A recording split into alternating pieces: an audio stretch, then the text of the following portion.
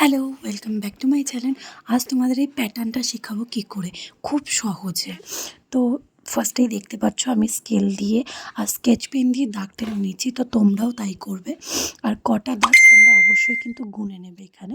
তো তারপরে আমি পেন্সিল দিয়ে হালকা করে ত্রিভুজ এঁকে নিয়েছিলাম। তারপরে পেন দিয়ে ওই ত্রিভুজগুলোকে সুন্দর করে করছিলাম। আর দেখতেই পাচ্ছ একটা জায়গা দিয়ে কিন্তু আমি লাইন টানছি।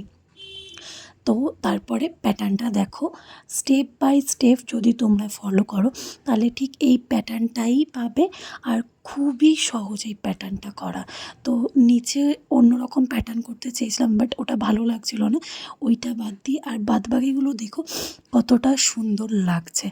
আর তোমরা আরও 3টে প্যাটার্ন দেখাবো।